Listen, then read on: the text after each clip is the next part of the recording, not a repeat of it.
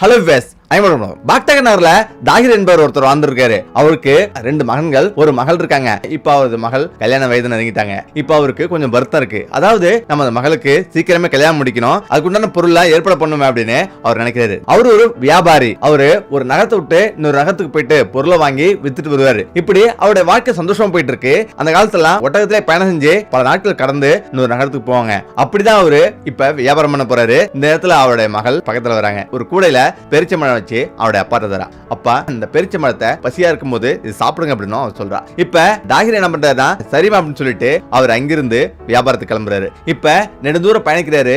அவரு ஒரு பெரிய ஒரு குரூப்போட பயணம் செய்யறாரு. இப்ப 3 நாட்கள் கடந்து வேறு நகரத்தை அடைகிறாங்க. அங்க தனது பொருட்கள் எல்லாம் வித்துட்டு சில பொருட்கள் வாங்குறாரு. இப்ப திரும்பவும் பாக்தாக்கு அவருடைய ஊருக்கு கிளம்புறாரு. இந்த நேரத்துல எப்போதும் பயணம் செய்யற அந்த வழியில பல கொள்ளையர்கள்லாம் இருக்காங்க. அந்த வழியா போனா நமக்கு ஏற்கனவே நம்மளுடைய பொருள்லாம் இழந்திருக்கும், அந்த மாதிரி பொருளை இழப்போம் அப்படின்னு தெரிஞ்சுக்கிட்டு சரி நம்ம வேறு வழியா போலாம் அப்படின்னு அவரு மட்டும் வேறு வழியா பயணிக்கிறாரு. அந்த வழி 3 நாள்ன்றத 5 நாள் வரலையும் பயணம் செய்யற மாதிரி இருக்கும். அது ஒரு பாலைவனம். நெடுந்தூரம் பயணிக்கிறாங்க. இப்ப அவரு நெடுந்தூரம் பயணம் செஞ்சு போயிட்டு இருக்காரு. 2 நாள் கடந்துருச்சு. அவருடைய உடல் தளருது. இப்பதான் போற வழியிலே ஒரு பெரிய ஒரு கிணறு பாக்குறாரு. இப்ப அந்த கிணறு பார்த்து ரொம்ப சந்தோஷமா வராரு. இங்க ஒரு நாள் இருந்துட்டு போலாம் அப்படின்னு முடிவு பண்றாரு. இப்ப அந்த கிணறு பக்கத்துல போறாரு. அந்த கிணத்தோட கரையில உட்காந்துக்கிட்டு அங்குள்ள இயற்கையெல்லாம் ரசிச்சுட்டு உட்காந்துருக்காரு. இந்த நேரத்துல அவருடைய மகள் பேரிச்சம்பழம் கொடுத்திருக்கா. அந்த பழத்தை எடுத்து சாப்பிடுறாரு. சாப்பிட்டுட்டே உட்காந்துருக்காரு. இப்ப அந்த பேரிச்சங்கோட்டையை கையில பாக்குறாரு. இந்த பேரிச்சங்கோட்டையை கிணத்துல போட்டா என்ன அப்படின்னு கிணத்துல வீசுறாரு. கொஞ்ச நேரத்திலேயே அந்த கிணறு தண்ணீர் முழுவதும் சிவப்பு கலரா மாறுது. ஆனாலும் அவருக்கு பயங்கர ஆச்சரியம். ஆனா அவர் நினைக்கிறாரு மாலையில சூரியன் மறைய போறதால அந்த சூரியனோட தாக்கம் தான் இந்த கிணத்தோட தண்ணி இப்படி கலரா மாறி இருக்கு அப்படின்னு அவர் நினைக்கிறாரு. இப்ப சரி அப்படின்னு அங்க பக்கத்திலேயே ஒரு குகையில ஓய்வெடுக்க போறாரு. இப்ப மரம் விடியுது. திடீர்னு அந்த பக்கம் இறுதி சடங்குக்காக ஒருத்தவங்க தூக்கிட்டு போறாங்க. இதை பார்த்து ஆச்சரியப்படுறாரு. இந்த பாலைவனத்திலயும் மக்கள் வசிக்கிறாங்களா அப்படின்னு அவர் நினைக்கிறாரு. இப்பதான் அந்த இறுதி சடங்குல நம்மளும் கலந்துக்கலாம் அப்படின்னு அவங்க கூட போறாரு. அங்க போய் பாக்குறாரு. திடீர்னு அங்க ஏகப்பட்ட மக்கள் நிக்கிறாங்க. அதை பார்த்து அவருக்கே ஆச்சரியம். இந்த பாலைவனத்துல இவ்வளவு மக்கள் அப்படின்னு அவர் நினைக்கிறாரு. அது ஒரு சிறுவனுடைய இறுதி சடங்கு. இப்ப அதுல ஒருத்தர் சொல்றாரு, யாரோ இந்த கிணத்துல பேரிச்சம்பழத்தை சாப்பிட்டுட்டு கொட்டையை போட்டாங்க, அவருடைய விளைவு இவருடைய மகன் இறந்துட்டானே அப்படின்னு கதறாரு. இப்ப அவருக்கு ஒண்ணுமே புரியல. பயங்கரமா அதிர்ச்சி ஆகுறாரு. ஏன்னா பேரிச்சம்பழ கொட்டையை போட்டது தாகிர் தான். தாகிர் வருத்தப்பட்டு ஒரு இடத்துல நிக்கிறாரு. திடீர்னு அங்க ஜின் தோணுது. இப்ப பார்த்து அதிர்ச்சி ஆகுறாரு. பெரிய ஒரு பூதமா இருக்கு. அந்த பூதம் எனது மகனை கொன்னுட்டுல உன்னை பழிவாங்காம விட மாட்டான் அப்படின்னும் அது சொல்லுது. ஒரு நிமிஷம் திகைச்சு போறாரு. ஆமா, நான் ஜின் தான் பேசுறேன். எனது மகன் தான் இறந்தது. நான் எப்படி வருத்தப்படுறனோ அதே போல நீனும் வருத்தப்படணும். உனது மகனையும் நான் கொல்வேன் அப்படின்னும் அது சொல்லுது. அதிர்ச்சி அடைஞ்ச தாகிர், என்ன மன்னிச்சிருங்க, நான் தெரியாம போட்டுட்டேன் அப்படின்னும் அவர் சொல்றாரு. மேலும் தாகிர் சொல்றாரு, என்ன எது வேணாலும் பண்ணு, என்னுடைய மகனை மட்டும் இது பண்ணாத அப்படின்னும் தாகிர் சொல்றாரு. இப்ப கதறி அழுகுறாரு. இதுக்காக எனது உயிரை நான் தியாகம் பண்றேன். அப்ப அந்த பூதமும் சரின்னு சொல்லுது. உடனே தாகிரம், எனக்கு 40 நாள் டைம் வேணும், எனது மகளுக்கு திருமணம் பண்ணணும், எனது மகன்களுக்கு கொஞ்சம் செல்வத்தெல்லாம் கொடுத்துட்டு வரணும் அப்படின்னும் அவர் சொல்றாரு. இப்ப அந்த பூதமும் சரின்னு சொல்லுது. இப்ப நான் உனக்கு 40 நாள் டைம் தரேன். இந்த 40 நாள்ல 40 நாள் முடிஞ்சு சரியா திரும்ப வந்துடணும். அப்படி வரல அப்படின்னா அடுத்த நாளே உனது மகனை நான் கொன்றும் அப்படின்னும் அந்த பூதம் சொல்லுது. இப்ப அவரும் சரின்னு சொல்லிட்டு வீட்டுக்கு போறாரு. இப்ப 2 தூரம் போயிட்டு இருக்காரு.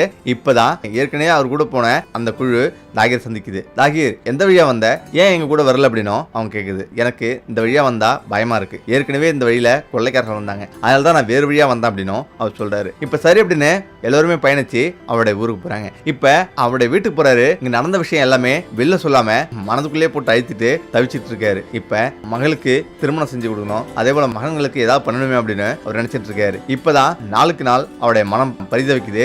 அவங்க குடும்பத்துக்கு தேவையான அனைத்து விஷயங்களையும் அவர் செஞ்சுட்டே இருக்காரு. இப்ப அந்த 40 நாள் கெடு முடியறதுக்கு இன்னும் 8 நாள் தான் இருக்கு. இப்பதான் அந்த ஊர்ல மதபோதகர் இருக்காரு. அந்த மதபோதரை சந்திச்சா ஒரு தீர்வு கிடைக்கும், மன அமைதியாகும் அப்படின்னு நினைச்சிட்டு அவரை போய் சந்திக்கிறாரு. அவர் பேரு சாகப்ட இந்த மாதிரி நடந்த விஷயம் அனைத்துமே சொல்றாரு. அதாவது மரணிக்க போறேன், மரண பயம் ரொம்ப அதிகமா இருக்கு அப்படின்னும் அவர் சொல்றாரு. இப்ப சாகப் சொல்றாரு, இந்த பூமியில பிறந்த ஒவ்வொரு உயிரினமும் மரணத்தை சுவைக்கணும், மரணத்தை கண்டு அஞ்ச வேண்டாம், பிறப்புன்னு ஒன்று இருந்தா இறப்புன்னு கண்டிப்பா வந்திருக்கும், அதனால மரணத்தை சந்தோஷமா ஏத்துக்க அப்படின்னும் அவர் சொல்றாரு. மேலும் இந்த ரகசியத்தை யாருக்கும் மறைக்க வேணாம், உனது மனைவிட்ட ஓப்பனா பேசு, எல்லாத்தையும் சொல்லு அப்படின்னும் அவர் சொல்றாரு. மேலும் சாகப் சொல்றாரு, நம்ம மனிதர்களிடையே 3 விஷயம் இருக்கு. ஒண்ணு, நம்ம குடும்பத்தை பார்த்துக்கணும், நம்ம குடும்பத்தை காப்பாற்றுறதுக்கு என்னவெல்லாம் செய்யணுமோ அதெல்லாம் செய்யணும். அடுத்ததா நம்ம வீட்டை சுத்தி இருப்பவங்களுக்கு உதவி செய்யணும். அதுக்கு பிறகு அனாதைகளுக்கும் ஊனமுற்றவர்களுக்கும் உதவி செய்யணும். இந்த விஷயங்களை செஞ்சா உனது ஆன்மா எப்பொழுதும் திருப்தியா இருக்கும் அப்படின்னு அவர் சொல்றாரு. இப்போ உடனடியா அவரு வீட்டுக்கு வராரு. அவருடைய மனைவிட்ட அனைத்து உண்மையிலையும் சொல்றாரு. அவருடைய மனைவி அதிர்ச்சி அடைஞ்சாலும் ஒரு கட்டத்துல எது நடந்தாலும் நடக்கட்டும் அப்படின்னு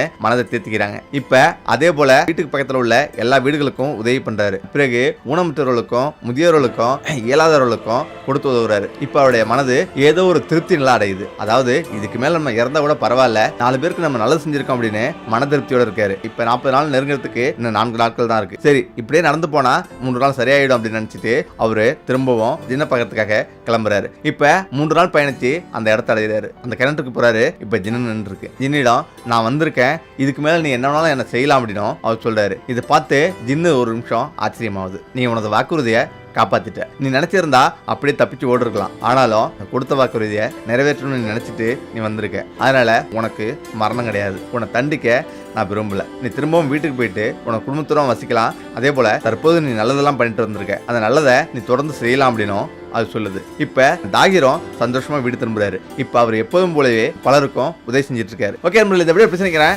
மீண்டும் சந்திப்போம். நன்றி, வணக்கம்.